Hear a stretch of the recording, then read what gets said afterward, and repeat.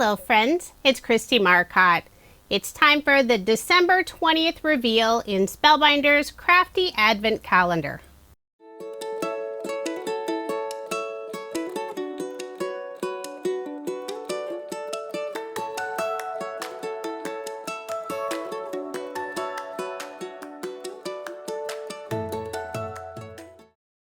If you have the Advent calendar and haven't looked at today's item, you may want to pause the video. I'm about to reveal it. So we'll find number 20 is in the upper left-hand corner on the right-hand side. This is a large box today. On the inside flap, we have 3 different pictures. I'll remove the paper wrapping, and it looks like we have a layered stencil set. This is the second stencil set in the 2023 Advent calendar. I'll use my piercing tool to pop that out. I'll open up the packaging and pull out all 3 of the stencil layers. On the corners of each of the stencil layers, there's a small hole, and you can use those to help line up the stencils. On the bottom of each of the stencil layers, there's also a number. So we have 1, 2, and 3.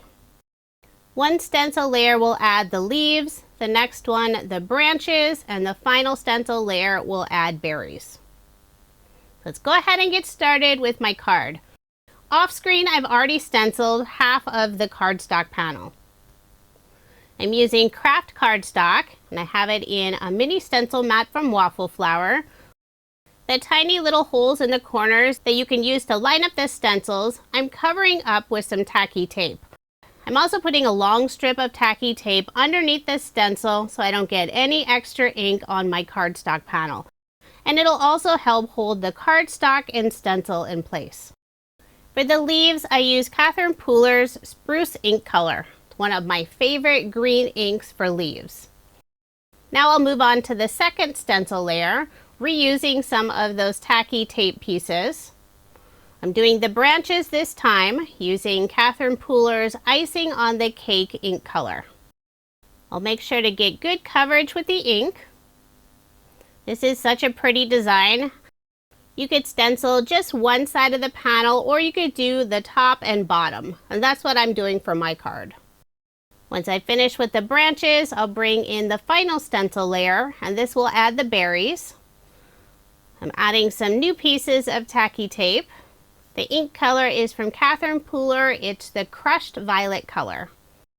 I like that this stencil can be used year-round, but you could also change the colors and use it for Christmas cards. You could add red for the berries. Once I've inked up all of the purple berries, I'll remove the stencil, and now you can see the beautiful stenciled panel. I will cut down this panel just a tiny bit. The finished size will be 4 1/8 of an inch by 5 3/8 of an inch. And I'll layer it on some dark brown cardstock. And the brown cardstock layer is A2 size, 4 1/4 inches by 5 1/2 inches. For a sentiment, I'm adding the word hello.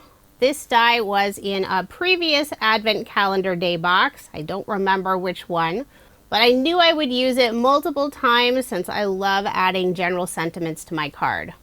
I used some purple cardstock for the word and vellum for the outline, and I did pop it up using some foam dimension.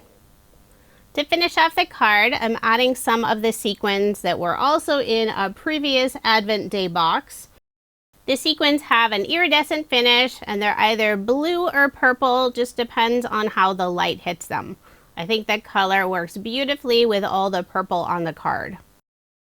I'm very indecisive trying to figure out where to add the sequins since I don't want to cover up all that lovely stenciled area. But in the end, I do add 3 sequins in the upper left-hand corner and 2 in the lower right-hand corner. I'm using an embellishment wand to pick up the sequins, adding just a small drop of Barely Art glue, then pressing them in place. I think the iridescent finish on the sequins really adds a lovely touch. And I also really like the fact that the sequins don't have a hole in the center. To help the sentiment pop just a little bit more, I'm using a white gel pen and adding some highlights to the letters.